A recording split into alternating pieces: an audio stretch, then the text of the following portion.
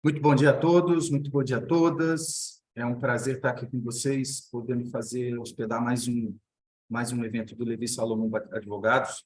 A gente tem por praxe aqui dentro do escritório pegar temas que são atuais, temas que são complexos e fazer um debate aberto com clientes, com interessados, sobre assuntos que estão na agenda, nas diferentes agendas de cada um de nós, né?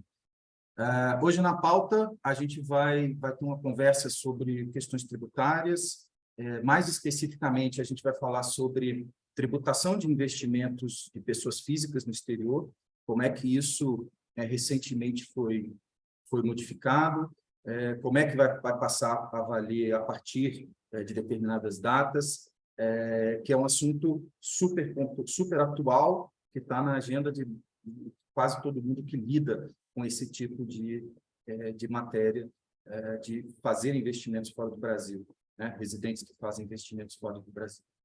Bom, eu sou Saulo Coutinho, eu sou aqui do Levi Salomão e junto aqui com os meus colegas especialistas da área tributária, Isabela Fracino e Pedro Chimelli, a gente vai estar fazendo um bate-papo aqui aberto com todo mundo sobre esse tema, tá? Então, o nosso evento hoje está previsto de durar 1 hora e 30 minutos e a gente vai reservar um tempo ao final, vamos fazer uma exposição primeiro e depois vamos reservar um tempo para as perguntas, para que a gente possa interagir com vocês, colocando já o compromisso de que todas as perguntas a gente, de alguma forma, vai responder, ainda que não consigamos abordar aqui dentro do seio do evento, a gente responde por e-mail depois. Tá? É interessante notar que esse evento sobre investimentos do exterior e trusts era um evento que a gente já tinha planejado e lançado há mais de um mês aqui no escritório, no Levi Salomão. Desde o começo do ano, com a virada do governo, a gente vinha comentando aqui nas nossas áreas tributárias que todo esse movimento político, todo esse ambiente fiscal que o país passa, e todas essas notícias de que a tributação dos mais ricos deveria ser aumentada, de que a tributação de determinadas faixas deveria ser aumentada, de que alguma coisa iria ser implementada em termos de elevação de carga tributária sobre renda e patrimônio de algumas faixas, sobre as fortunas em especial, a gente já tinha essa expectativa de que isso ia ocorrer. Então, fruto do expertise aqui do escritório e de muitos anos advogando desse segmento, a gente já marcou esse evento em meados de fevereiro, já tínhamos lançado.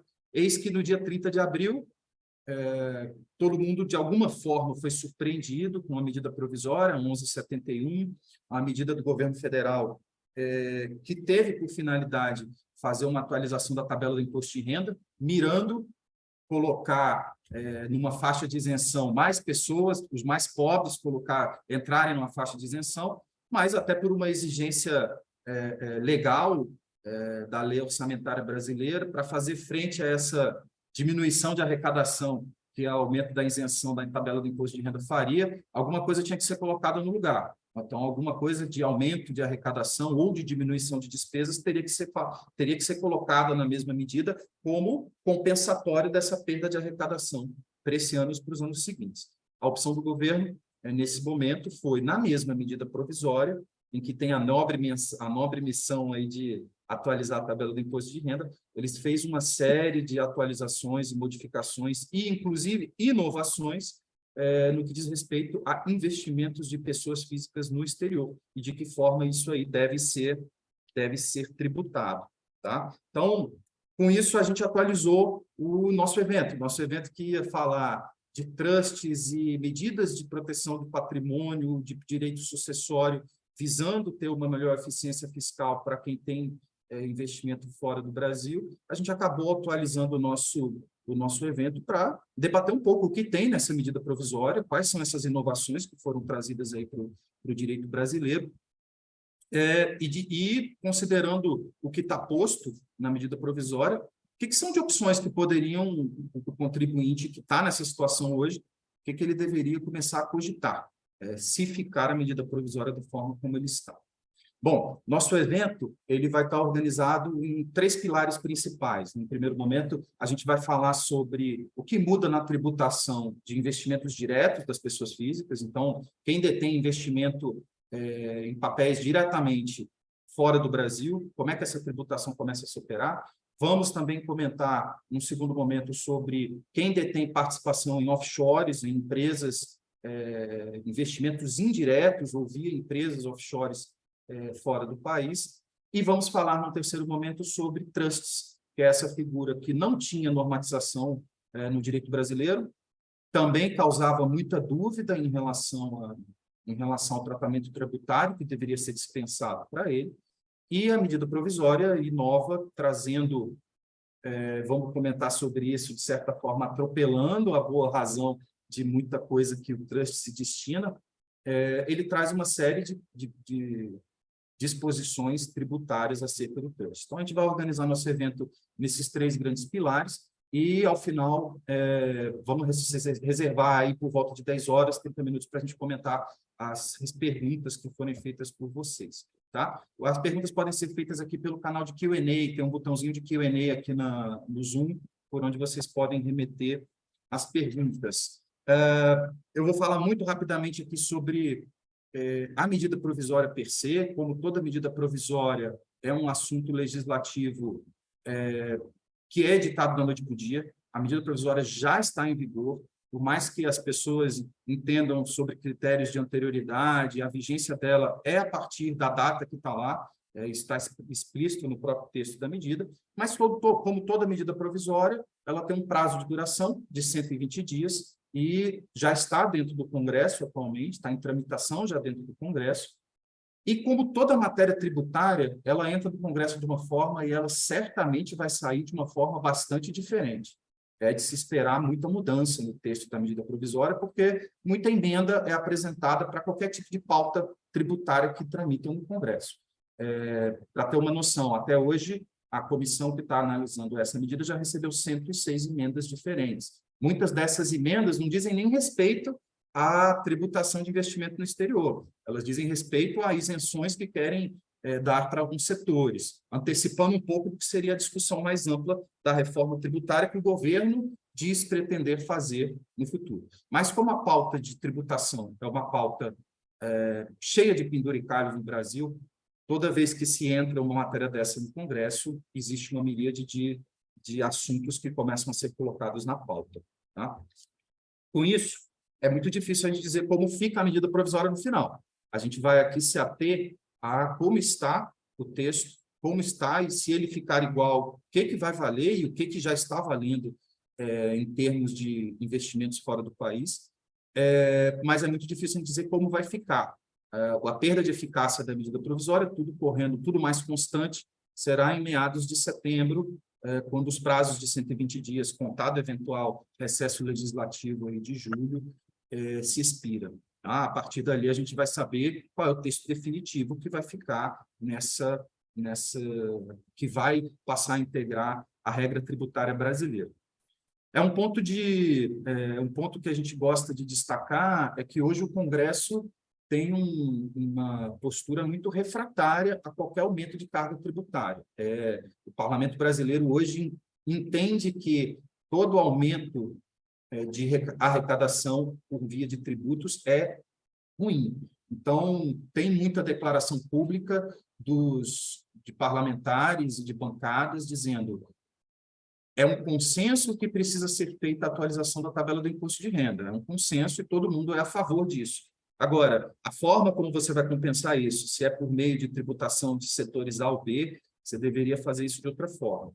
Agora, o governo fez uma estratégia política inteligente, porque na mesma medida ele pôs um assunto extremamente popular e que vai ter muita aceitação dentro do parlamento e confrontando com um assunto que é mais impopular, que é aumento de carga para algumas faixas de renda e para quem tem dinheiro fora do Brasil. Curioso que quem tem hoje recursos investidos fora do Brasil, com a popularização que houve no mercado de capitais nos últimos anos, deixou de ser só assunto dos bilionários e dos multimilionários. Então, tem muita gente que colhe algum tipo de renda já por ter optado por fazer investimentos fora do Brasil. Então, todas essas pessoas devem começar a ficar alertas, porque tem mudança de alíquota, tem mudança de faixa, tem mudança de periodicidade, tem uma série de mudanças que foram implementadas aí na medida e que vão passar a valer tudo mais constante a partir de janeiro, mas com muita coisa já podendo produzir efeitos agora. Bom, eu não me alongar mais para a gente poder aproveitar ao máximo aqui a exposição dos nossos especialistas, eu vou começar aqui passando a bola para a Isabela e faço uma primeira pergunta, Isabela, para você começar a sua exposição. Isabela, vamos falar primeiro de investimentos no exterior de forma direta, de aplicações financeiras investidas de forma direta. O que muda com a edição da MP? Como é que estava, como é que fica? Por favor, Isabela. Como é que está agora, né? A nossa regra atual, que vale até o final desse ano, a gente tem rendimentos de aplicações financeiras no exterior, todas tributadas como ganho de capital, há alíquotas que vão de 15% para uma faixa de até 5 milhões anual, até um máximo de 22,5% sobre o que exceder a 30 milhões, né? Cada rendimento de aplicação financeira no exterior é considerado individualmente, separadamente, para determinar a faixa de ganho e a alíquota. A gente tem também hoje isenção de variação cambial se a aplicação já nasceu em moeda estrangeira, né? Nesse caso, o ganho é apurado em moeda estrangeira, como deve ser, sem tributação de variação cambial.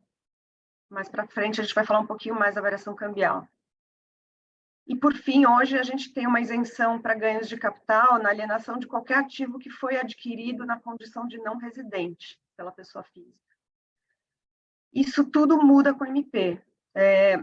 Com a medida provisória, que passa a valer a partir de janeiro do ano que vem, se ela for convertida em lei, a gente vai ter uma tributação anual e uniforme para todos os ganhos e rendimentos de aplicações financeiras e para dividendos pagos por offshores, com faixas de tributação muito menores, né? Então, a gente teria isenção para uma faixa muito pequena de até R$6 mil por ano, uma alíquota de 15% para uma faixa entre R$6 mil e R$50 mil por ano, e uma alíquota de 22,5% para todo o valor que exceder a R$50 mil por ano.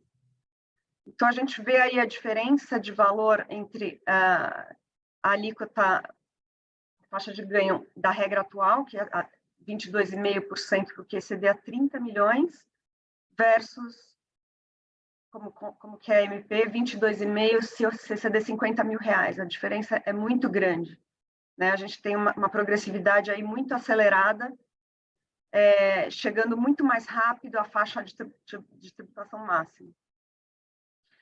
Na MP, todos os rendimentos vão ser somados, né? Em vez de apurar separadamente, se soma tudo num ano, o que vai contribuir para já chegar à alíquota mais alta. E aquela variação cambial que eu citei antes também vai passar a ser tributada. Mais uma isenção foi revogada, além dessa da variação cambial, que é o ganho de capital na alienação de ativos adquiridos como não residente, passa a ser tributado também. O que ainda continua sujeito às regras atuais de ganho de capital? Só a alienação ou liquidação de ativos que não sejam considerados aplicações financeiras, dentro da definição da medida provisória. Para esses casos, vale ainda a regra atual de ganho de capital na alienação de ativos. E para esses casos também ainda vale aquela isenção de até R$35 mil por mês, né, de alienações de pequeno valor até 35 mil, ainda se tem a isenção sobre isso, para tudo que não é aplicação financeira. Aí, Saulo, você me perguntaria se as mudanças são benéficas, né? Ou não? Sim, sim. E aí, Isa, legal, esse quadro que chama muita atenção é essa mudança de valor tão expressiva, né? A alíquota vai ser 22,5%, quase que para todo mundo, considerando um câmbio que a gente tem hoje. Qualquer renda acima de 50 mil reais, você já atinge a alíquota de 22,5% no investimento direto. Então, eu te perguntaria, assim, disso que você falou, em linhas gerais, o contribuinte, a situação é boa ou a situação é ruim? A situação, em geral, piora. a MP vai agravar a carga tributária em geral para praticamente todo tipo de investimento ou capital no exterior. Tem uma possibilidade de redução de carga tributária na distribuição de dividendos de offshores, que hoje são tributados a uma alíquota maior de até 27,5%, e após a MP, essa alíquota máxima é de apenas 22,5%. Mas a gente tem que considerar que, na regra de hoje, você deduz uma série de despesas, né, para aplicar a alíquota de 27,5%. Essa dedução não vai mais se aplicar no cenário pós-MP. A alíquota é menor, mas a tributação vai ser definitiva e sem qualquer tipo de dedução. Então, piora nesse sentido, pode piorar em relação à distribuição de dividendos, piora certamente em relação à progressividade, né? Você já acima de R$50 mil, você já vai cair na alíquota máxima. A gente acha que essa progressividade podia ter mais faixas, né? Para ela ser mais bem feita. Mais justa, né? Mais justa. Como é hoje no cálculo dos ganhos de capital em geral, né, que tem uma faixa a mais e com valores muito superiores, né, do que os que a MP previu.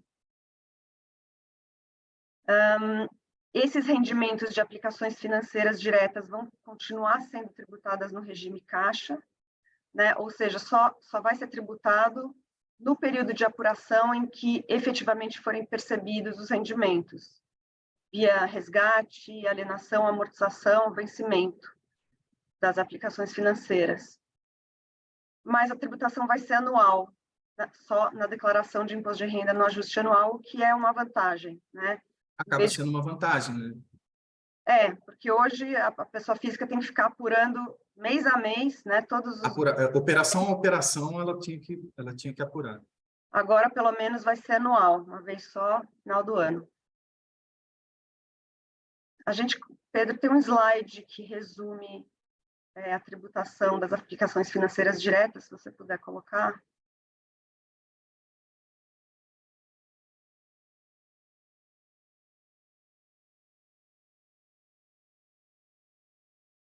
Isso. Então, esse slide só resume mais ou menos o que eu falei, né? Que até final desse ano, a gente tem uma diferenciação entre ganho de capital e rendimento, né? O ganho de capital, sendo tudo aquilo que se tem numa aplicação financeira no exterior, hoje é tratado como ganho de capital, né? Tudo na alienação, no resgate, na liquidação do investimento, é tributado hoje como ganho de capital, a alíquotas de 15% a 22,5%, de forma definitiva, e mês a mês na realização da renda, né?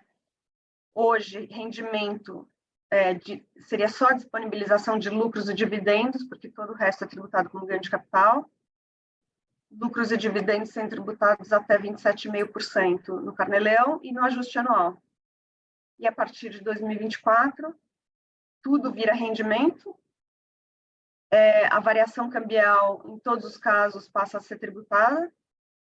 Alíquota máxima de 22,5%, de forma definitiva, e apuração anual só no momento da realização.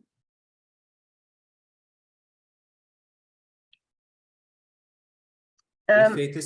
Acho que esse quadro resume bem o que você colocou, Isa. Acho que tem algumas coisas dignas de aplauso. Então, nesse contexto, acho que uma simplificação de você não ter que ficar mês a mês apurando pequenas operações que você foi fazendo, pequenas ou grandes operações, mas a apuração mês a mês, para fazer tudo isso num ajuste anual de uma vez só. Mas, em contrapartida, que você falou, as diferenças de alíquota, a progressividade muito mais apertada, e eu acho que um ponto especial é em relação à variação cambial, que despertou bastante discussão até agora.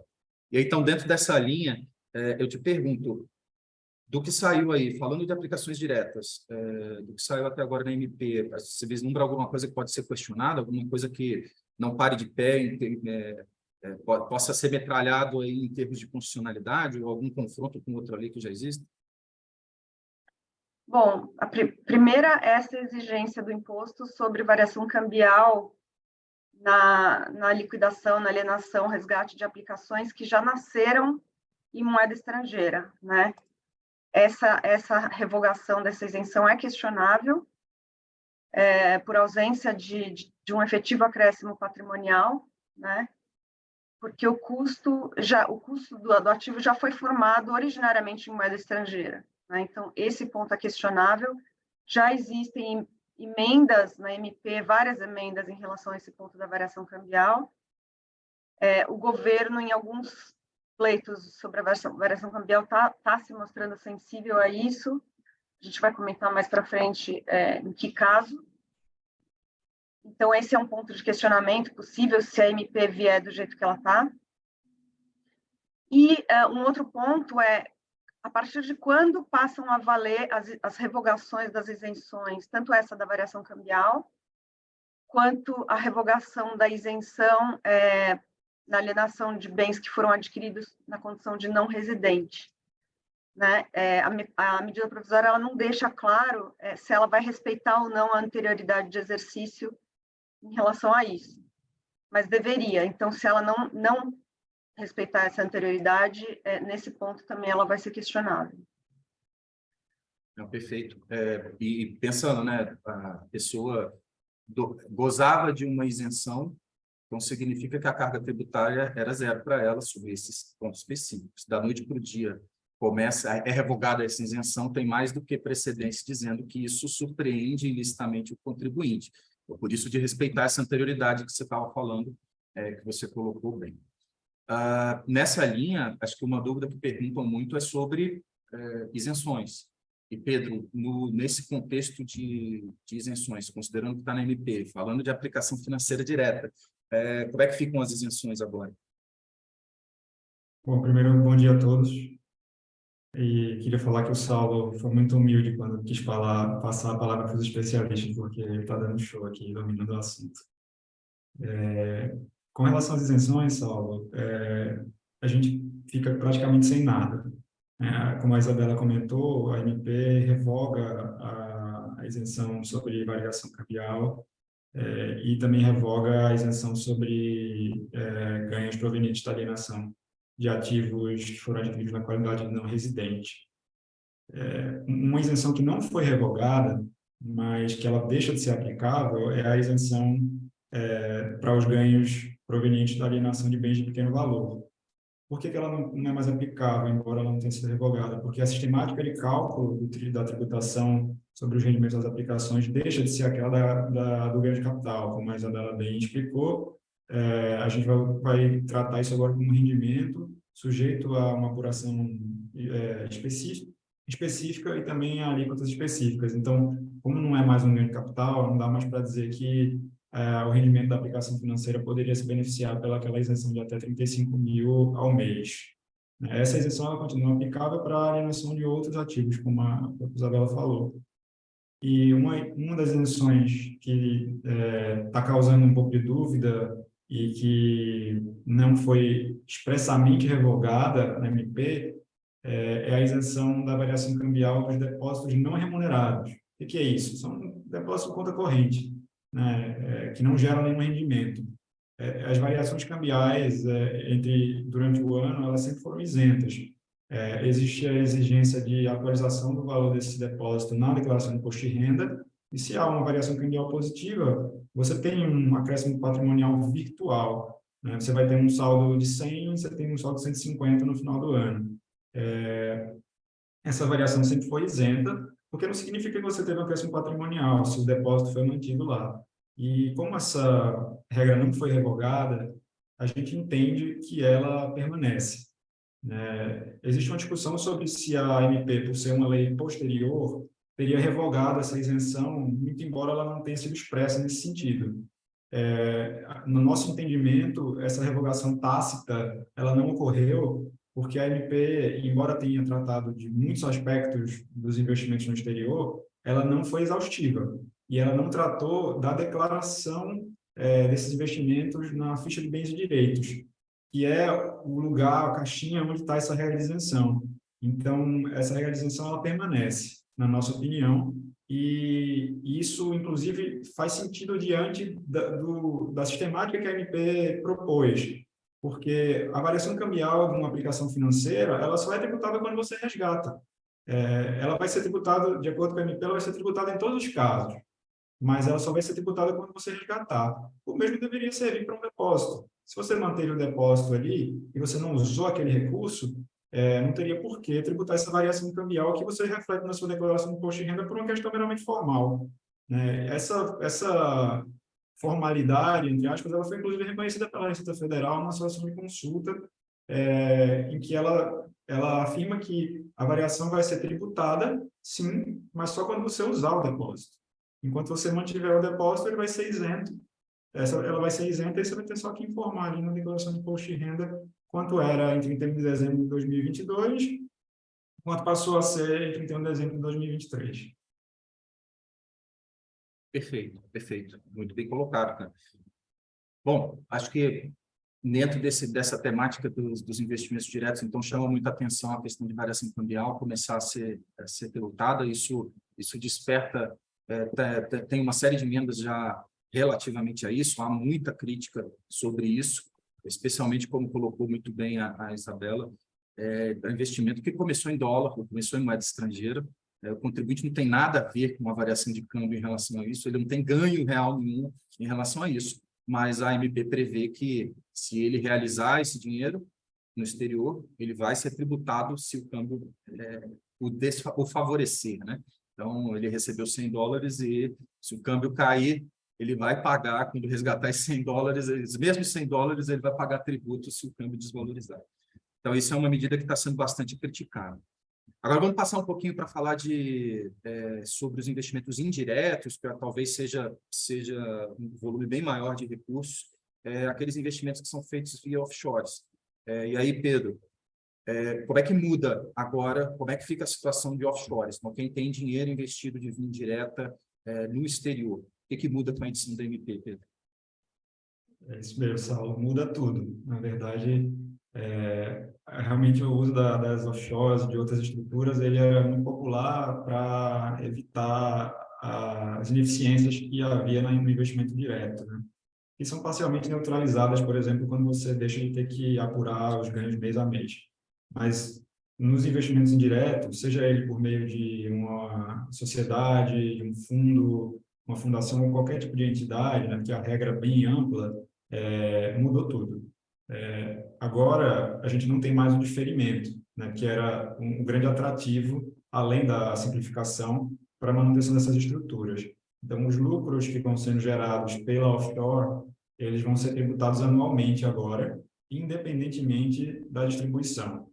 Isso valerá a partir de janeiro, né? E tem por finalidade evitar essa acumulação de patrimônio sem um recolhimento de tributos no Brasil. Isso está em linha com o que é praticado na maior parte do mundo, né? O Brasil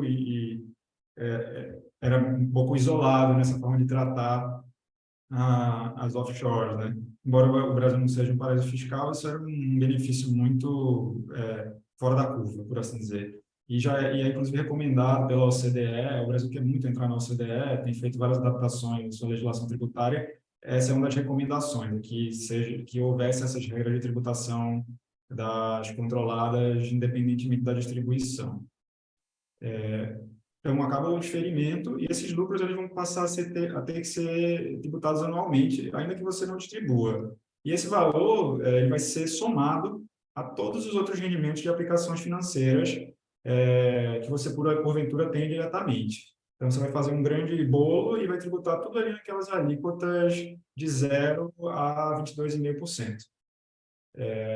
Obviamente, no caso da controlada, a tributação vai ser proporcional à participação que o controlador tem, né? Ele vai aplicar a participação que ele tem sobre o lucro dela e vai calcular o quanto ele deve sobre aquele lucro, somado com os limites das outras aplicações.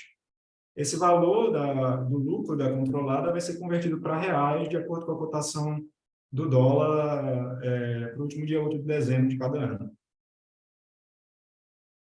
E interessante essa colocação que você fez. O Brasil realmente era um ponto fora da curva em relação a offshores e a investimentos em offshores, né?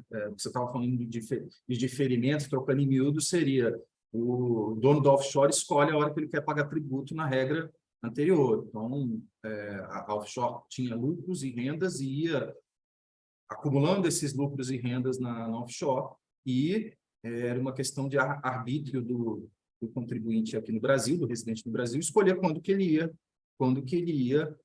tributar, quando que ele ia perceber a receita dessa offshore. Isso, o Brasil era um ponto fora da curva, como a gente falou, e isso muda bastante agora com a edição da MP, que independentemente, como você falou, independentemente de ter distribuído, anualmente vai apurar o tamanho do lucro lá que ele tem na controlada. Agora, é curioso, e eu queria que você falasse um pouquinho sobre isso, Pedro. A MP traz um conceito do que é controlada, e que por vezes foge um pouco do conceito comum do que a gente chama de controlada. Então, para fins tributários de offshores, o que a MP considera como controlada? Acho que esse é um ponto que vale a pena você explorar. Perfeito, Saulo. É justamente o resultado do espírito da MP, que é evitar que a pessoa física no Brasil tenha esse poder de determinar se e quando vai pagar o imposto. Isso está em linha com a definição de controlada que a MP trouxe, que é uma definição sofisticada e, inclusive, mais ampla do que a gente tinha, por exemplo, na lei das SA. Né? Então, a MP define que haverá controle quando a pessoa física tiver, direto ou indiretamente, isoladamente ou com pessoas vinculadas, mais de 50% de participação no capital ou numa conta equivalente. Né? E aí, quem são essas pessoas vinculadas? São cônjuge, companheiro, parentes próximos, pessoas jurídicas que sejam administradas por cônjuge, companheiro, parentes próximos, pessoa jurídica da qual a pessoa física é sócia ou titular, enfim, várias situações que mostram que talvez o controle esteja sendo disfarçado. Você não tem expressamente mais de 50%, mas você passa a ter controle por meio da coligação com outras pessoas que estão vinculadas a você. Então, isso vai tornar aquela entidade no exterior lá controlada pela pessoa física no Brasil.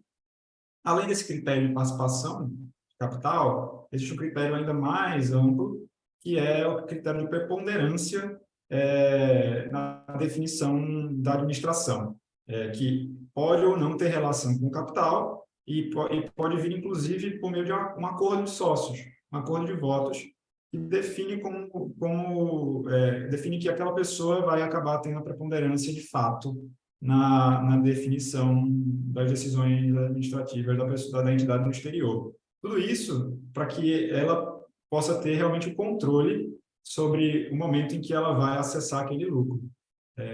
A gente preparou um slide que resume essa, eu acho que é interessante, porque Porque esse é um conceito diferente, um pouco são não intuitivo às vezes. São duas categorias e... Opa, faltou aqui a... Está na tela. Está na tela? Só um minutinho. Estava na tela, agora sim. Agora vai.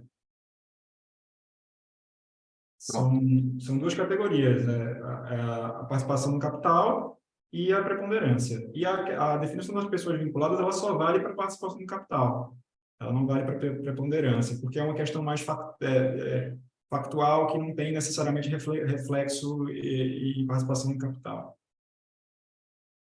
Perfeito. Então, assim, trocando em miúdos, o que a Receita Federal agora vai atrás é saber se você, sozinho ou junto com pessoas vinculadas, se você detém controle. Aí o controle em termos de quantidade de capital, percentual de capital.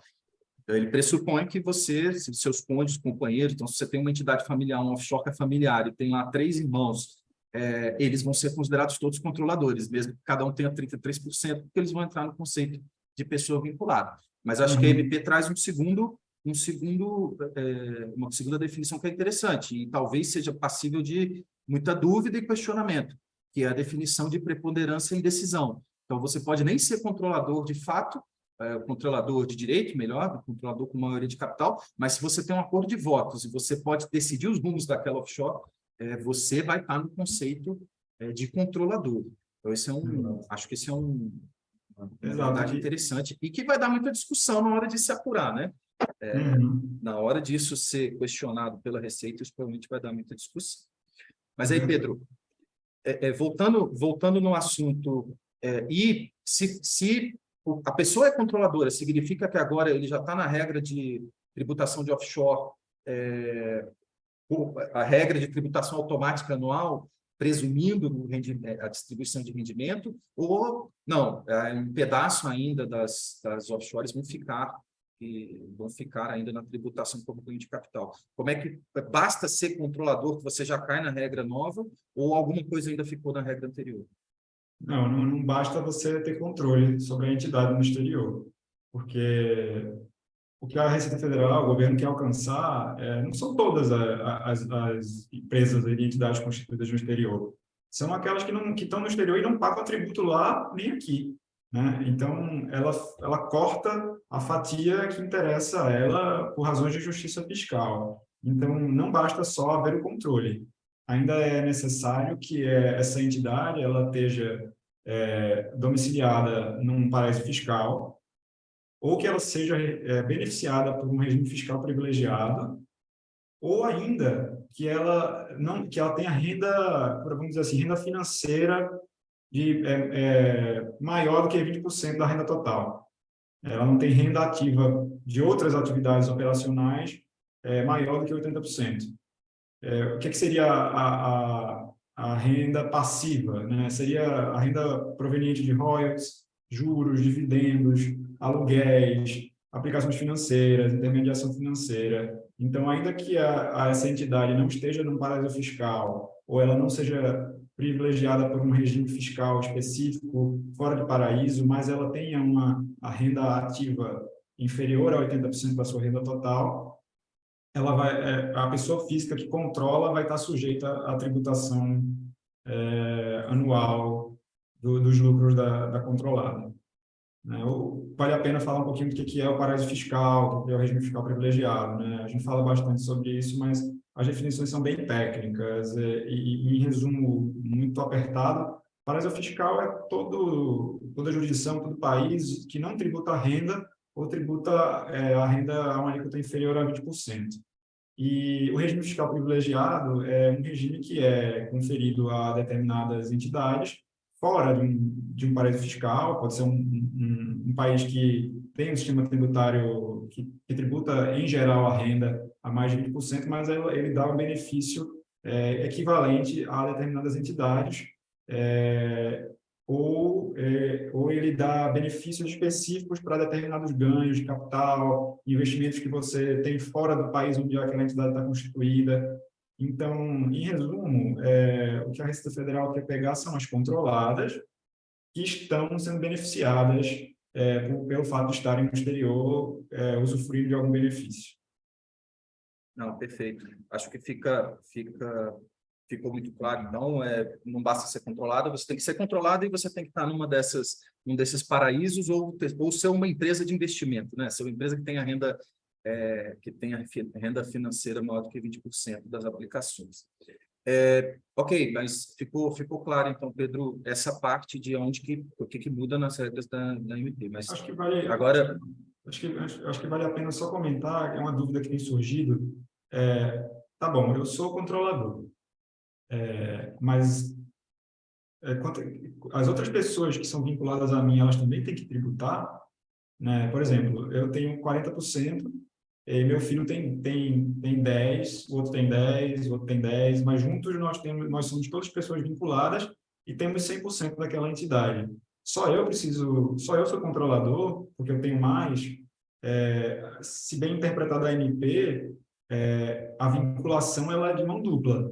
Então, se eu tenho 40, tenho que tributar, o meu filho que tem 10 também vai ter que tributar, porque ele também tem uma pessoa vinculada que sou eu, que junto com ele faz com que ele tenha mais de 50.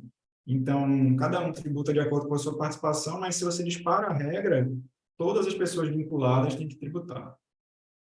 Não, perfeito. Então, ótima lembrança que você fez. Vai aglutinar o conceito de controlado para todo mundo e vai, como você falou, operar de mão dupla. Bom, a partir do ano que vem, então, tendo tido distribuição de lucro ou não, a offshore vai começar, pessoa que é investidora da offshore, vai começar a ter que declarar renda anual, mesmo que não tenha efetivamente recebido recursos. Mas, e como é que fica o lucro que foi até hoje acumulado? Então, todo esse lucro está estocado hoje dentro da offshore. A partir de janeiro do ano que vem, está na regra nova. Isabela, comenta um pouquinho, como é que ficou isso? Como é que foi tratado o lucro acumulado que já está na offshore? Aquele dinheiro tudo que até hoje não se distribuiu e está cruado ali dentro da companhia. Como é que fica isso com a regra nova? Os lucros, o estoque de lucros apurados até o final deste ano foram resguardados, né? Então, nesse ponto, a medida provisória teve esse cuidado, né? Diferente de outras tentativas anteriores de estabelecer essa mesma regra, que não faziam o corte entre o lucro antigo, né? O estoque de lucros e o lucro gerado a partir dali. Então, a medida provisória previu que esses lucros velhos ou antigos vão continuar sendo tributados só na efetiva disponibilização em relação a qualquer controlada no exterior. Então, eles vão ser tributados só na distribuição, mas já de acordo com as novas alíquotas e sistemática da MP. Não, perfeito. Então, o lucro que veio até dezembro, o que vier, né, até dezembro desse ano, não há que se falar ainda na regra nova de distribuição, independentemente de tributação, independentemente da efetiva de distribuição. O estoque ficou preservado, mas para partir para lucros a partir de janeiro do ano que vem, já entra na regra nova. Pedro, Acho que você slide que resume Eu acho que vale a pena, a gente falou bastante coisa, acho que vale a pena recapitular com esse gráfico aqui bem didático, que resume tudo isso que foi falado. Resume, então, como que os lucros das controladas são tributados até o final desse ano, né? Só na efetiva disponibilização, até a uma alíquota de até 27,5%, no Carnê-Leão e depois no ajuste anual, permitindo as deduções legais, pela regra velha, né? E tributados mês a mês só na distribuição, depois incluído no ajuste anual. A partir de 1º de janeiro de 2024, apuração anual em balanço, alíquotas de até 22,5%, então uma alíquota menor, mas sem nenhuma dedução permitida. Tributação anual só na declaração, independentemente de distribuição.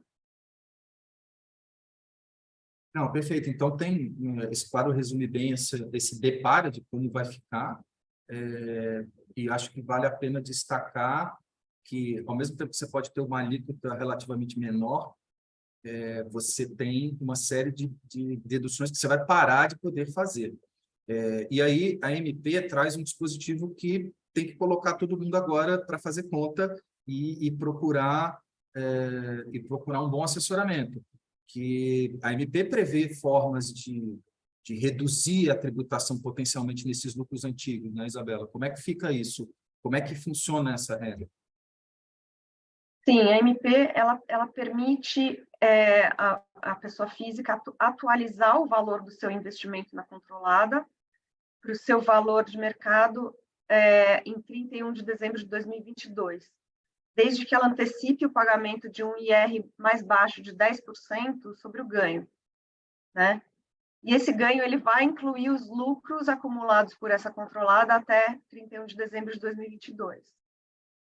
Então, a pessoa física vai pagar esse imposto, se ela fizer essa opção, né? Ela vai pagar esse imposto de 10% sobre a diferença entre o valor atualizado e o custo original, e vai acrescer esse valor ao custo de aquisição do investimento, né? Com base no valor de patrimônio líquido proporcional à participação até essa data. Esse IR, esse imposto de renda, deve ser pago até 30 de novembro desse ano, para fazer essa atualização. E se a pessoa física optar por fazer essa atualização até final de 2022, ela também vai poder atualizar o valor da controlada até o final de 2023. separadamente, e pagando o mesmo imposto de renda de 10% sobre o ganho. Se ela optar por atualizar até o final de 2023, aí esse imposto vai ter que ser pago no máximo até 31 de maio de 2024. Então, esse mecanismo de atualização, ele permite você, a pessoa física, tributar a uma alíquota menor de 10%, o lucro que foi acumulado até o final de 2023, mas é interessante notar que ela não vai tributar só o lucro, né? Ela vai antecipar também a variação, a tributação da variação cambial do principal aplicado nessa controlada, né? A uma alíquota menor de 10%, em vez de 22,5%. Então, essa atualização vai permitir tributar 10% tanto o lucro acumulado da controlada até o final desse ano, quanto a variação cambial do investimento até o final desse ano. Se isso é bom ou ruim, se há vantagem ou não nessa antecipação, por um lado, o investidor ele vai se livrar de uma tributação potencial futura de até 22,5%, trocando por uma alíquota de 10%, né? Mas, em contrapartida, ele vai ter que adiantar o pagamento do imposto, perdendo o custo de oportunidade, né? Perdendo o ganho financeiro que ele teria se ele mantivesse esses recursos investidos, né? Então, a comparação desses cenários precisa ser feita caso a caso por cada investidor, tendo em vista a situação particular dele. Perfeito. Então, essa é uma conta, um dever de casa para cada um, para cada investidor fazer esse ano, se ele quer pegar esse benefício, que pode ser bastante, entre aspas, de ter uma alíquota menor para zerar a pedra a partir do ano que vem. Né? Isso. E na regra nova, Isabela, tem alguma dedução que pode ser feita no lucro, o lucro que vai ser apurado? Só um último comentário, Saulo, sobre ainda o último ponto. A pessoa física ela precisa avaliar se é melhor, o que é melhor, distribuir esses lucros velhos, esses estoque de lucros, em 2023, pagando 27,5% até 27,5% de imposto, menos, podendo abater todas as despesas que hoje são permitidas, né, na declaração, versus atualizar o valor do investimento pagando 10%, mas aí não só sobre o lucro, mas também sobre a variação cambial do principal e sem nenhuma dedução permitida. Né? É essa conta que precisa ser feita caso a caso para ver o que vale mais a pena. Perfeito. Mas passando para a sua nova pergunta. Exato. Na regra nova, alguma coisa você pode deduzir? Você falou, olha, na regra nova a alíquota é um pouco menor, que é 22,5%, mas não tem dedução. Então, alguma coisa pode ser deduzida do lucro apurado? Esses lucros que, sob a regra nova, vão ter que ser tributados automaticamente todo ano, sim, algumas deduções são permitidas pela MP. Primeiro, a controlada pode deduzir os seus próprios prejuízos, né, só que gerados, claro, a partir de 1º de janeiro de 2024, que é quando começa a ter efeitos a medida provisória, e prejuízos referentes a anos anteriores, a períodos anteriores à apuração dos lucros. Então, esses prejuízos, sim, vão poder ser compensados sem qualquer limite percentual nem temporal. Né? Eles são compensáveis integralmente, desde que eles sejam da própria controlada e gerados a partir de 1º de janeiro de 2024. Uma outra possibilidade que a MP previu de dedução ela pode também ela considera, se a pessoa jurídica controlada, se a controlada tiver investimentos em sociedades domiciliadas no Brasil, os lucros gerados por essas offshore podem deduzir, obviamente, os lucros da sua investida brasileira, que já foi sujeita à tributação aqui. Então, a MP, nesse ponto, teve o cuidado de prever essa situação para não causar uma dupla tributação. Né? O que mais que pode ser deduzido? A pessoa física, que vai ter que oferecer todo ano esses lucros à tributação no Brasil. Tem pão lá? ela vai poder deduzir também, na proporção da sua participação, o imposto de renda que foi pago pela controlada e pelas suas investidas no exterior, né? Então, o imposto que já foi pago no exterior pela controlada e as outras investidas dela vão poder ser compensados contra o lucro da pessoa física tributável no Brasil até o limite desse imposto. Só lembrando que, de acordo com a regra atual, a pessoa física ela não consegue fazer essa compensação, né, de imposto pago pela offshore. Ela só consegue compensar IR pago no exterior sobre os investimentos diretos que a pessoa física fizer no exterior, né? Ou então sobre o imposto que seja retido no exterior sobre dividendos pagos pela offshore. Mas, na regra atual, a pessoa física não consegue compensar o imposto que foi pago pela offshore sobre os seus próprios lucros, né? Então, na medida em que se passa a tributar no Brasil automaticamente esses lucros, se permite também compensar esse imposto pago sobre eventuais lucros dessa sociedade no exterior. Perfeito, perfeito. Vamos dar uma acelerada aqui para a gente poder passar para as perguntas que já estão surgindo aqui. E uma pergunta que vem à cabeça de imediato, né, Isabela? Agora a tributação vai ser feita independentemente da distribuição da renda efetiva, como você falou. E quando for efetivamente distribuída essa renda da offshore, vai tributar de novo? Como é que funciona isso para a pessoa física na regra da MP? Não, então, se os lucros já foram tributados automaticamente em dezembro de um determinado ano, os dividendos que depois sejam efetivamente distribuídos com base nesses lucros não vão ter nova tributação, eles só vão reduzir o custo do investimento, sem ser tributados novamente, né?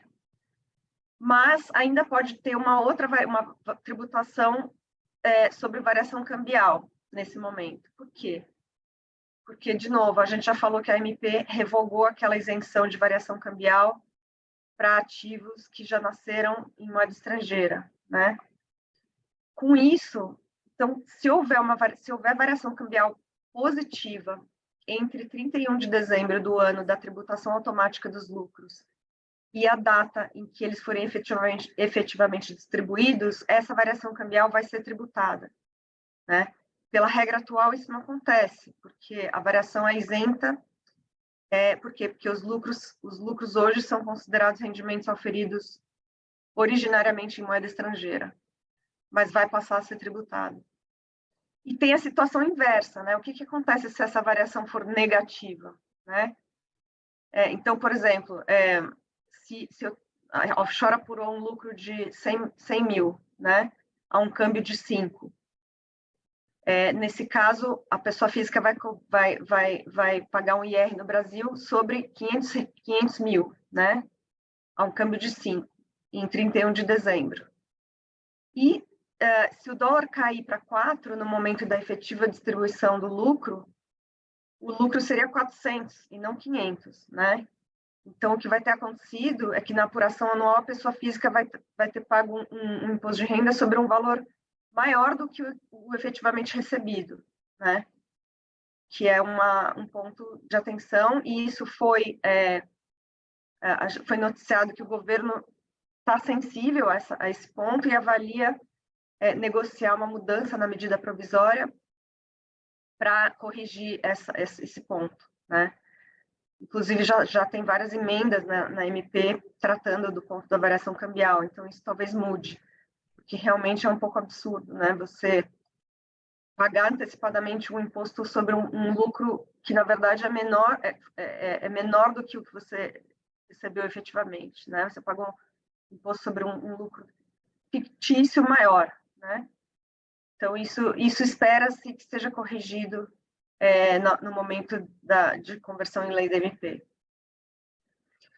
E esse mesmo problema da variação cambial se aplica também a outros bens e direitos, né? Não só para os lucros de offshore, mas todas as aplicações financeiras e também o próprio principal aplicado na controlada estrangeira vai passar a ter tributação, né?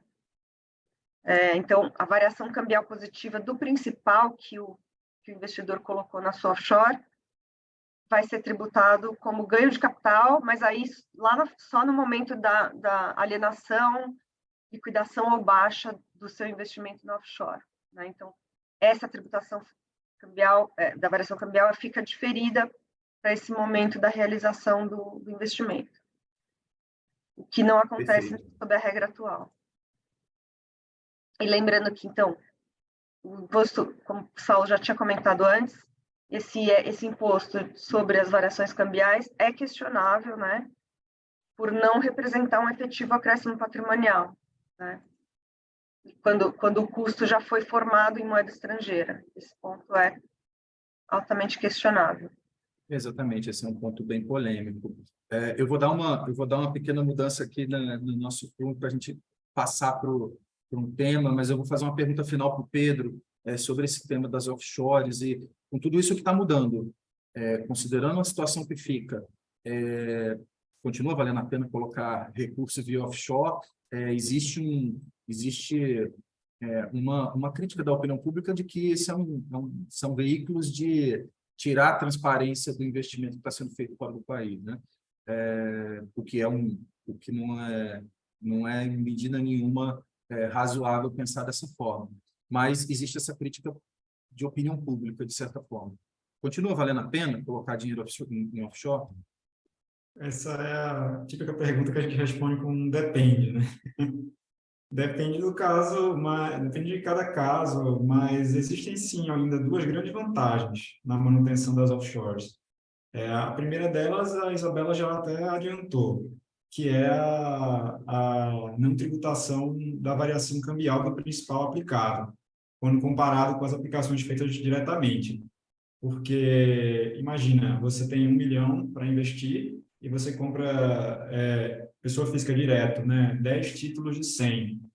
À medida que esses títulos vão vencendo, o rendimento que vai ser oferecido da tributação no Brasil, ele é composto também pela variação cambial dos 100 que você investiu, né? Então, você vai pagar mais imposto do que se você pegasse o mesmo 1 milhão, colocasse no offshore e a offshore comprasse os mesmos 10 títulos, porque você só tributaria o lucro, composto pelo resultado do investimento, e não a variação cambial do principal, porque o principal é ter o investimento no offshore. Então, essa é uma clara vantagem que ainda permanece. A outra é uma vantagem que também permanece, que é a possibilidade de você compensar ganhos e perdas entre investimentos diferentes. Enquanto na pessoa física você vai apurar os ganhos separadamente, na offshore, como você apura lucro, o lucro é composto por receitas e despesas, ganhos e perdas. Então, você também tende a ter uma tributação, um resultado positivo inferior do que se você considerasse as operações isoladamente.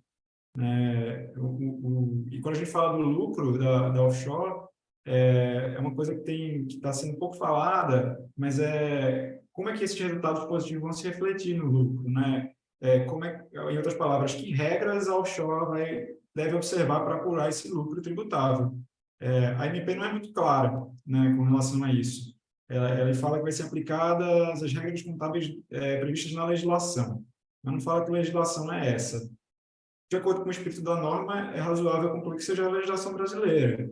Então, você vai ter que aplicar regras contábeis de mensuração dos valores dos investimentos.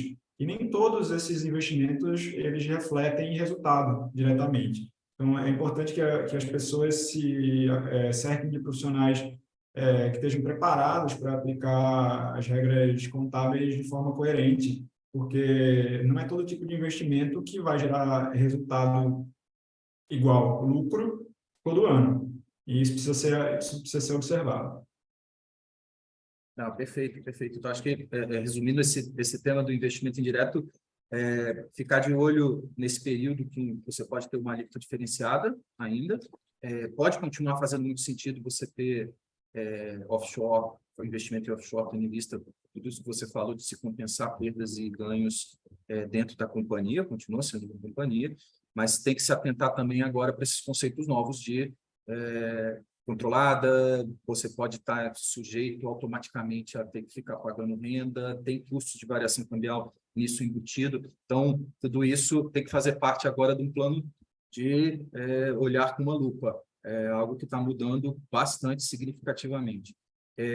Eu aqui acho que eu vou passar para o último tema para a gente poder avançar nas perguntas. Eu queria que a gente discutisse um pouquinho sobre a ideia do trust que é trazido dentro da MP, o conceito de trust que não tem ainda definição, ou não tinha ainda positivação alguma no direito brasileiro, né? A gente tinha notícia de projeto de lei tramitando no Congresso sobre a regulamentação da fidúcia, um projeto de lei que falava de aspectos tributários, do qual o escritório já tinha feito, inclusive, um outro evento, um outro webinar para explicar o contexto desse PL que tratava da figura do trust.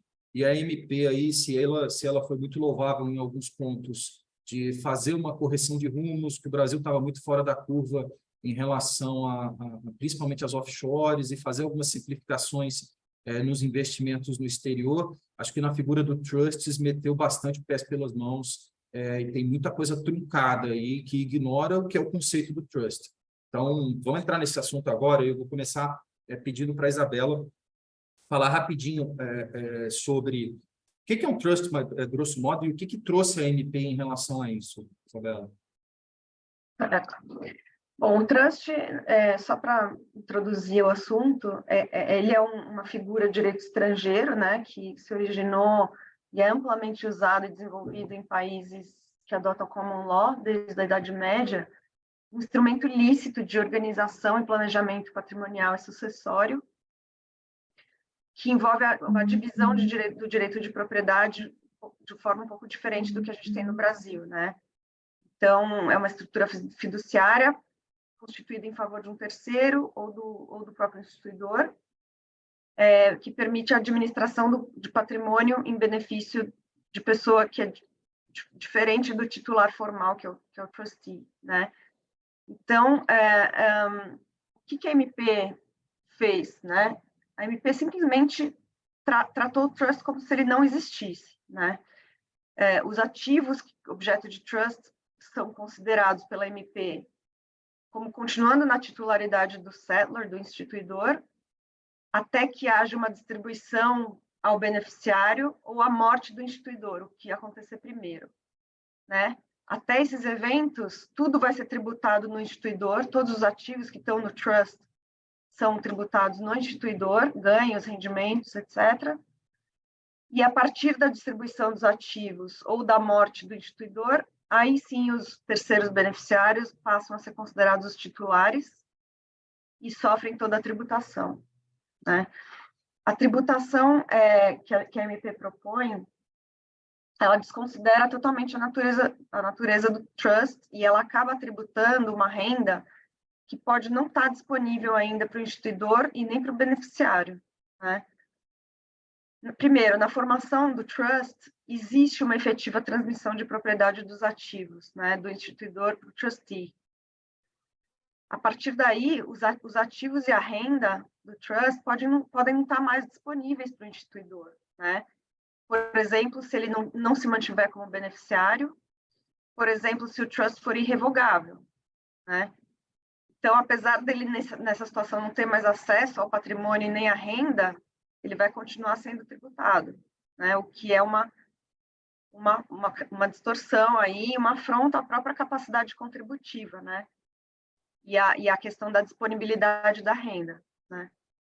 Outra coisa, a morte do settlor, né? A morte do instituidor, por si só, ela pode não implicar acesso incondicional e imediato ao patrimônio do trust pelos beneficiários, né? Então, por exemplo, se ainda houver termos e condições suspensivas para o beneficiário ter acesso a esse patrimônio, mesmo depois da morte do instituidor, o beneficiário vai estar sendo tributado sobre uma renda que ele ainda não tem a capacidade de acessar, né? Então, aí tem mais uma falha da MP, são pontos que são falhos e são passíveis de contestação, justamente por ferir, em vários casos, o princípio da capacidade contributiva e por não existir efetiva disponibilidade econômica ou jurídica sobre a renda, né? Então, acho que nesse ponto, como o Saulo falou, a MP, o cuidado que ela teve em relação ao lucro das offshores, ela não teve o mesmo cuidado em relação aos trusts, né? Ela não previu também a possibilidade de pagamento, de compensar o imposto pago pelo trust no exterior com o imposto que vai ser cobrado no Brasil, né? Ela silenciou em relação a isso, mas a nossa opinião é que seria sim compensável, como em qualquer aplicação financeira direta da pessoa física no exterior, porque já que a MP está desconsiderando a existência do trust para fins de tributação brasileira, então ela também tem que desconsiderar a existência do trust e deixar a pessoa física compensar o imposto como se ela estivesse aplicando diretamente nos ativos que estão no trust. Não, perfeito. Interessante essa colocação. Ou seja, ele, como você colocou bem, acho que essa sua frase que resume bem, ele ignorou a existência do trust. Se tem uma regra de que o patrimônio já foi disponibilizado para o outro ou não, se já passou para a esfera de administração, se já gera frutos para outro ou não, tudo isso foi ignorado e foi tratado como se inexistente fosse. Né? E esse o tema do trust nos é muito caro, aqui especialmente para o Levi Salomão. A gente já teve muita coisa, muito trabalho feito em relação a isso. Além de publicações sucessivas, a gente já teve um webinar específico falando do trust, que está disponível aí no nosso site.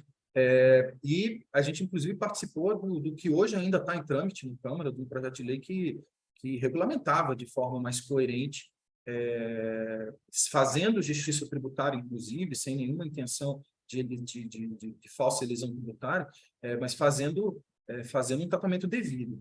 Comenta um pouquinho, Pedro, do que era. Esse é o PL 145, inclusive já é um dos motivos de uma das perguntas que tem aqui no chat. PL 145 que a gente trabalhou bastante e, de certa forma, a MP veio e suplanta o que estava colocado ali. Então, são coisas que não se comunicam muito bem. A MP ela foi muito singela, né? Inclusive, na exposição de motivos, eles falam que estão propondo uma forma simples, ignorando várias variáveis do trust. Só que, ao fazer isso, isso demonstra talvez um desconhecimento do Instituto, né? Que é um instituto muito sofisticado. Ele admite uma série de flexibilidades, né? Ele serve tanto para quem quer organizar patrimônio, para quem quer organizar sucessão, para quem quer beneficiar membros da família que tenham necessidades especiais. Então, ele é uma coisa complicada. Não é complicada, ele é uma coisa mais sofisticada do que a MP quis fazer ser. O que não significa que ele não possa ser tratado de forma simples e eficiente. E foi isso que a gente propôs por meio do projeto de lei complementar. A gente teve o privilégio de trabalhar junto ao ex-deputado Eduardo Cury para propor um formato de tributação que fosse coerente com o Instituto. E o que está lá no projeto é o fruto do trabalho que a gente vem fazendo aqui já há alguns anos, assessorando pessoas que têm interesse e constituíram seus trusts no exterior. É a forma como a gente entende que o Instituto deveria ser tributado no Brasil. E não é tão complicado assim, embora não precisa ser nem tão simples quanto foi na MP e nem precisa ser extremamente complicado, porque o nosso projeto ele foi estruturado com base em três pilares, os pilares principais. Reconhecer que na instituição do trust existe, de fato, a transmissão de propriedade, né? Aqueles bens eles não são mais propriedade do instituidor, eles passam a ser propriedade do trust, que existe e não pode ser ignorado. Também, o segundo pilar seria enxergar que ele é um instrumento, no mais das vezes, usado como doação intermediada. Então, a doação não é feita para o administrador, a doação é feita para o beneficiário. Então, isso significa também que só vai se completar o ato de doação quando o beneficiário tiver acesso àquele patrimônio. E o terceiro pilar enquanto os ativos estiverem no patrimônio do trust, sem conexão com o instituidor ou beneficiário, isso pode acontecer, por exemplo, o instituidor faleceu, mas ele impôs uma condição adicional para que o beneficiário pudesse ter acesso. Nesse meio tempo entre a condição de ser satisfeita e ele já ter falecido, ninguém tem acesso. O patrimônio está sob o trust. E, nesse momento, não vai haver tributação no Brasil, né? Porque não tem nenhum elemento de conexão com o território. Então, com base nesses 3 princípios, a gente consegue enxergar como que deveria ser a tributação no trust, e é o que a gente propõe no projeto de lei complementar. Um ponto de talvez de intersecção entre o espírito da MP e o que está proposto no projeto em tramitação seria a tributação dos resultados do trust quando ainda existe entre muitas aspas, um controle por parte do instituidor, ou quando o beneficiário já tem acesso ao patrimônio, mas prefere manter os ativos do trust no trust lá fora. Porque seriam situações análogas à de uma controlada. Então, a MP poderia ter andado melhor se ela tivesse enxergado essas variáveis e tentado atingir somente esses momentos específicos. Porque, por exemplo, o instituidor ele pode instituir o trust e manter-se como beneficiário. Ele também pode instituir um trust revogável. Então, por meio de um ato unilateral, ele pode ter acesso àquele patrimônio depois. Seriam situações que se aproximariam mais àquelas situações que a MP tentou atingir por meio das regras aplicáveis às controladas. Só que, infelizmente, o governo foi muito singelo e resolveu tratar todos os trusts como uma coisa só, quando, na verdade, eles não são.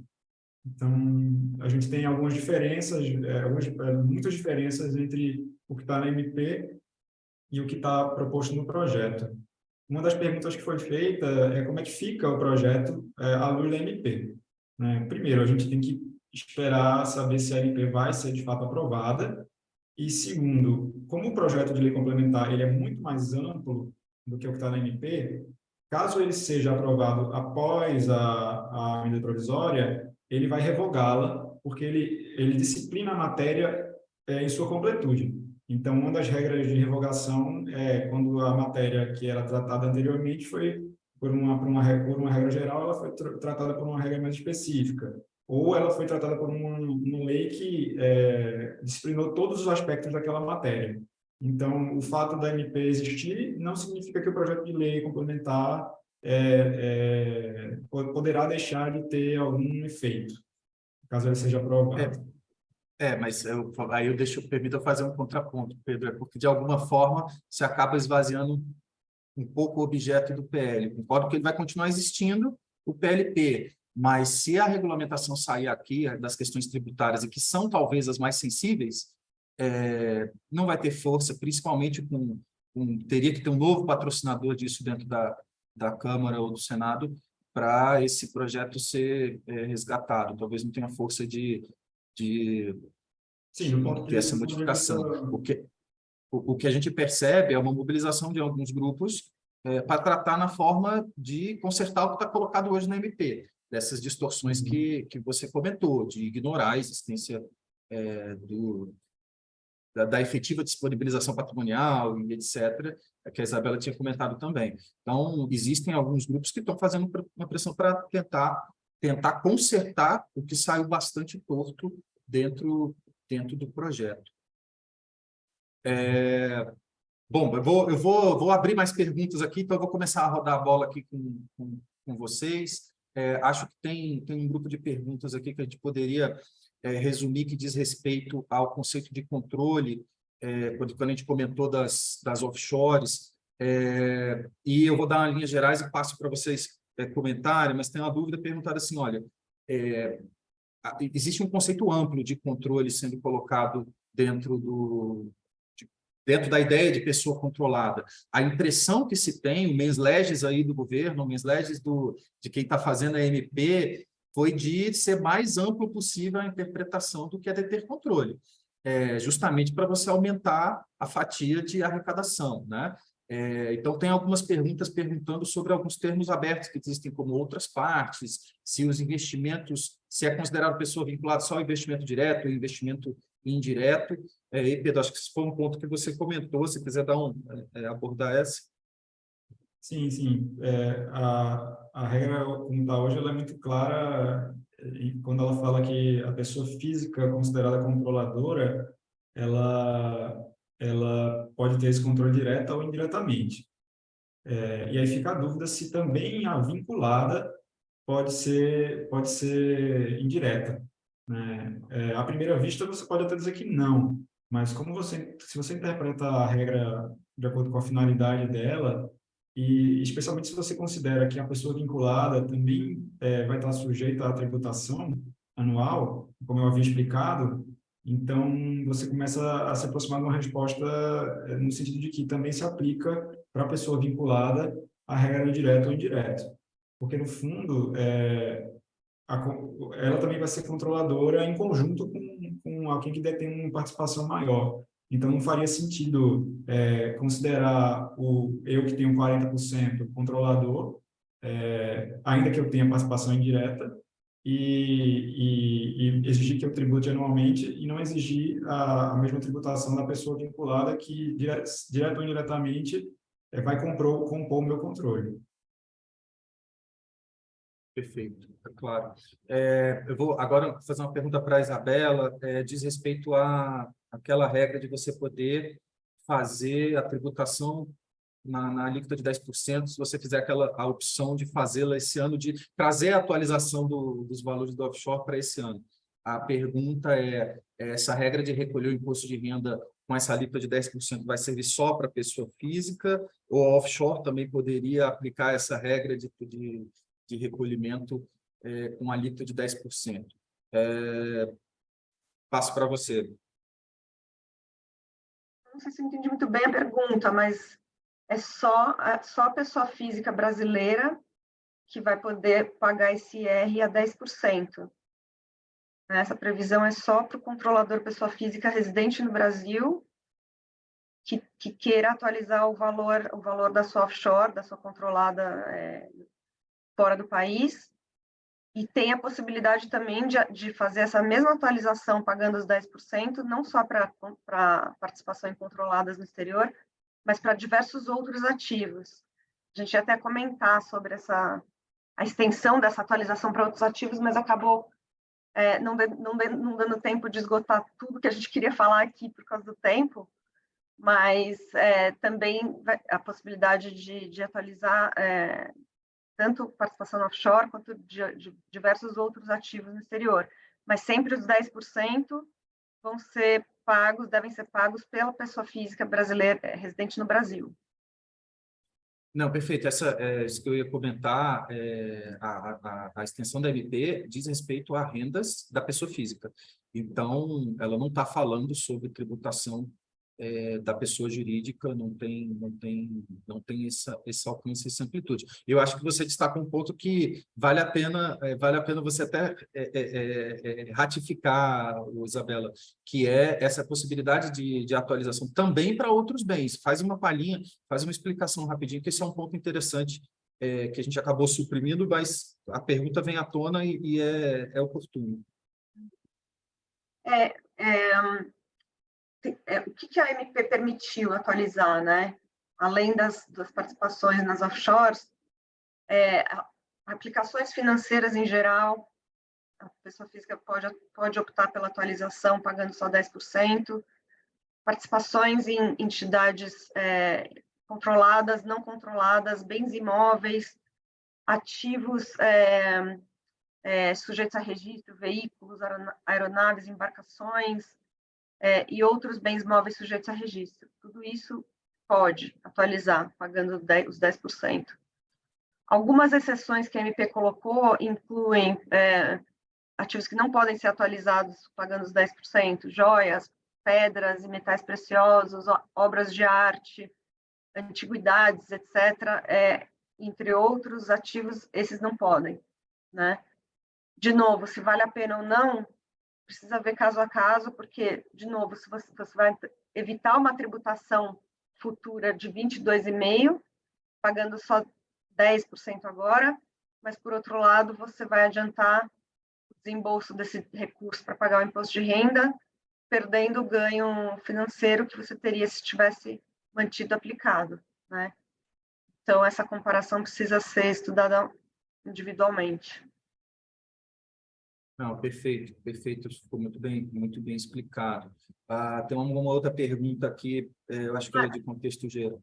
Só mais Fala, um detalhe sobre essa norma, é que essa regra da atualização pagando 10% é a única medida da MP com efeitos ainda em 2023, né?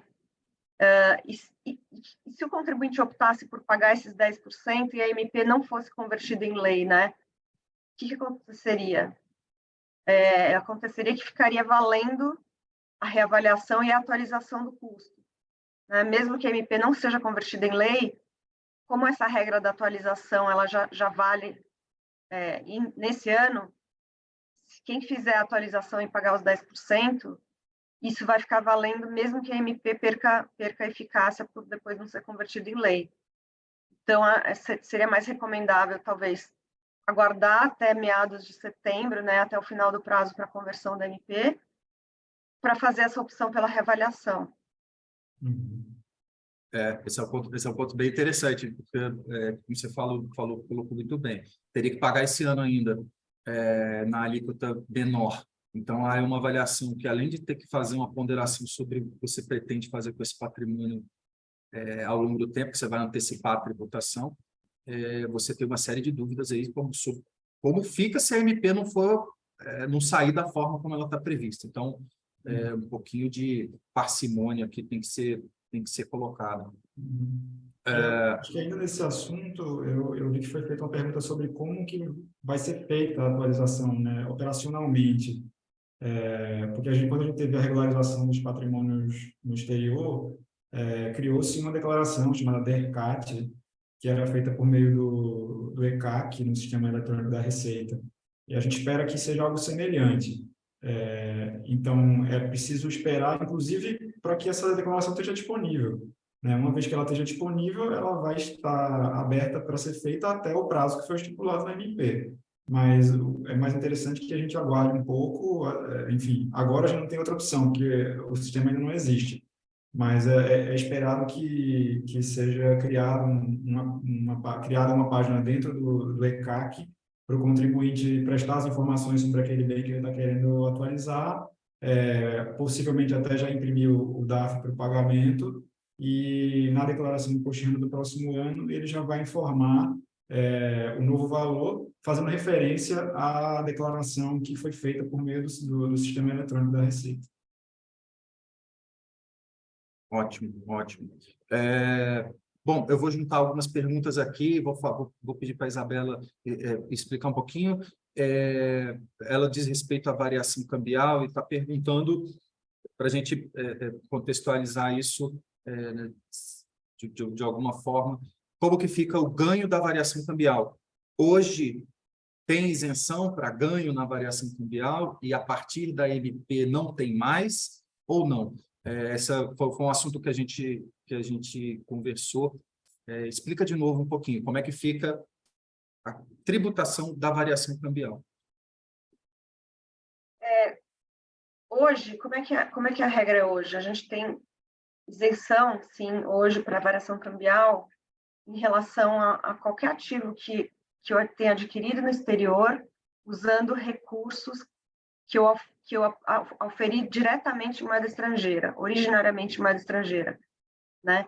Então, se eu recebi uma herança no exterior, por exemplo, em dólar, e uso esses dólares para comprar um outro ativo no exterior, também em dólar, meu custo ficava dolarizado, né? Ou seja, eu vou apurar o meu ganho de capital em dólar e depois eu vou trazer esse valor para o Brasil e tributar ao câmbio da data da realização. Ou seja, eu não tenho tributação, nesse caso, de variação cambial entre o custo de aquisição em reais, na data da aquisição, versus o valor de alienação, um outro câmbio na data de alienação. Então, hoje é isenta essa variação cambial. A MP acaba com essa norma, completamente. Né? Do jeito que ela está hoje, essa isenção foi revogada, né? Então, é como se qualquer ativo que a pessoa física adquira no exterior, aplicação financeira, investimento incontrolado, tudo, fosse ter o custo não dolarizado, ou seja, vou ter que considerar esse custo sempre em reais, né? E isso faz com que a pessoa física fique sujeita no Brasil a ter que tributar um ganho que pode ser exclusivamente decorrente da variação cambial, né? Então, sim, vai passar a ser tributada essa variação cambial, né? E o curioso é que a regra também é injusta ao dizer que o inverso não ocorre, né? O prejuízo da variação cambial não vai ser contabilizado positivamente ao contribuinte para fazer face a uma outra compensação futura, né? Um ganho cambial tributa, agora se for uma perda cambial não deduz. Então isso é um problema, né? Então deveria ser, já que é para tributar, então me deixe também compensar perdas cambiais, né? Então, esse problema existe agora com a MP, é injusto em muitos casos, é questionável, né? Mas talvez haja alguma mudança. Tem muitas emendas já previstas para essa questão da variação cambial, então pode ser que a lei saia com uma mudança em relação a isso. Perfeito. Acho que eu vou fazer uma última pergunta para a gente tá estourando o nosso tempo aqui, só falando para todo mundo que a gente vai mandar todas as perguntas, todas as respostas, melhor, individualmente a gente se compromete a mandar isso por e-mail para quem está participando, agradecendo já a participação de todo mundo. Mas eu tenho uma última pergunta aqui, diz respeito a algum pequeno grupo que está perguntando sobre normas contábeis aplicáveis.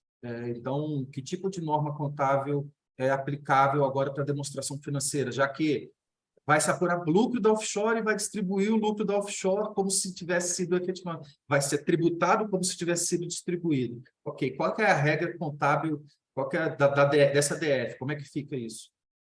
A medida provisória ela não é totalmente clara, né? Mas a gente pode concluir pela possibilidade, pelo menos pela possibilidade de usar as regras contábeis brasileiras, né?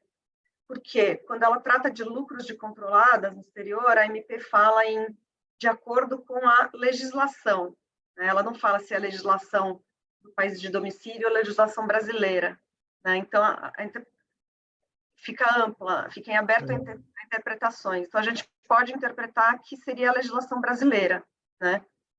E isso é reforçado. Né? A legislação que o governo conhece, né? Faz sentido que ele queira aplicar a legislação nacional, que é a que ele tem conhecimento. E tem uma outra norma da medida provisória que reforça isso, né? Que é quando ela permite reavaliar a mercado a participação na controlada, pagando os 10% de imposto, ela fala que o valor da controlada vai ser apurado com base no patrimônio líquido proporcional à participação, conforme apurado em demonstrações financeiras preparadas de acordo com os princípios contábeis do país, né? País em letra maiúscula. Então, aí, mais claramente, a gente vê que está se referindo ao Brasil, né? Então, a nossa opinião é que, sim, a legislação brasileira contábil, as regras contábeis brasileiras poderão ser adotadas nessas demonstrações financeiras. Perfeito. Acho que o último comentário aqui, numa pergunta que está sendo feita, é de contexto geral, considerando todas essas mudanças, se tem uma expectativa de fugir investimento do exterior, repatriar investimento, eu acho que, eu vou responder essa, eu acho que num ambiente, por isso que regra tributária ser feita por medida provisória é algo tão deletério, porque tem muita dúvida associada, e algo que passa a valer da noite para o dia, numa canetada. Então, é sempre desaconselhável você fazer, considerando uma série de garantias de não surpresa que o contribuinte deveria gozar, é muito desaconselhável você fazer, por via de medida provisória, mudanças de regras tributárias. Isso, certamente, todo mundo que tem investimento no exterior hoje está perguntando para o seu contador, para o seu parecerista, para o seu advogado, olha, e aí, se ficar desse jeito, é melhor eu ir para lá ou ir para cá? É melhor eu repatriar? É melhor eu ficar com aquele recurso para lá? Eu deveria constituir o trust logo, constituo depois? O que é que eu faço com o que eu já tenho, com o que já está feito? Todas essas nesse momento, acho que todo mundo tem que ficar muito alerta. Vale a pena passar um pente fino, ser bem assessorado em relação a esses recursos que estão lá, porque tem uma árvore de opções aqui, de possibilidades, que pode fazer uma grande ineficiência tributária, não olhar com cuidado tudo que está sendo colocado aqui na mesa. Bom, pessoal, a gente chegou no limite aqui do nosso evento. Eu queria aqui, em nome do Levi Salomão, agradecer imensamente a participação, a presença de todo mundo. Acho que, mais uma vez, foi uma oportunidade da gente trazer aqui a público discussões que a gente tem visto e que são temas relevantes, atuais e gozam de uma certa complexidade que desperta muita dúvida. Acho que o assunto, de modo algum, se encerra aqui, ele só começa. A gente não tem a menor ideia de como vai ficar essas regras todas aí, vamos ficar acompanhando e atualizando, na medida do possível, todo mundo, à medida que as regras forem sendo editadas. Esse é um assunto que está na nossa pauta aqui de outurno. A gente se coloca à disposição para dúvida, para qualquer coisa. Esse é um tema que a gente tem muita experiência e lida com isso há muito tempo, tem muita coisa constituída já feita em relação a isso. E esse é um tema que surpreende pela forma como foi feito, mas não surpreende pelo contexto. Falar de aumentar a tributação de rendas no exterior era algo que já era comentado há muito tempo. Então, a gente esperava que isso ia vir. Cabe ao contribuinte agora fazer uma análise, um planejamento financeiro tributário, incluindo as suas intenções sucessórias, né? Fazer um planejamento tributário inteligente, considerando todas essas mudanças que vêm. Vou deixar aqui Isabela, Pedro, se quiserem fazer alguma saudação final, a gente encerra. Eu vou pegar o seu gancho, Saulo, para dizer que a gente sempre recomendou muita cautela na formação das estruturas no exterior, e acho que mais do que nunca agora é momento de rever o que já existe, independentemente da conversão da MP em lei ou não, né? É um exercício que já poderia ter sido feito antes, mas com esse empurrão que foi dado aí meio de supetão, vale a pena olhar para o que se tem, porque às vezes não faz sentido. E a gente pode ter algumas alternativas de estruturas domésticas, com fundos de investimento, por exemplo, nacionais, que atinjam os mesmos efeitos que você teria numa offshore. Então, vale a pena usar esse momento, a gente tem aí ainda alguns meses, para estressar, entre aspas, essas estruturas que você já tem e buscar alternativas que podem fazer até mais sentido, tanto do ponto de vista tributário, como do ponto de vista societário, operacional. Tem uma coisa que está aqui no Brasil, pode ser mais adequada para a realidade de várias pessoas. Então, eu deixo essa mensagem final para que pensem com carinho nas estruturas que vocês já têm e, caso desejem constituir novas estruturas, pensem também com o mesmo carinho. Isabela? Não, acho que é isso. Eu queria só agradecer a presença de todos vocês. A gente queria ter tido um pouco mais de tempo para enfim, detalhar um pouco alguns itens. Infelizmente, não dá para fazer isso agora, mas a gente fica à disposição aí de vocês para aprofundar qualquer ponto que não tenha dado tempo de esgotar aqui. Perfeito. Então, mais uma vez, obrigado, pessoal. Foi um prazer e até a próxima.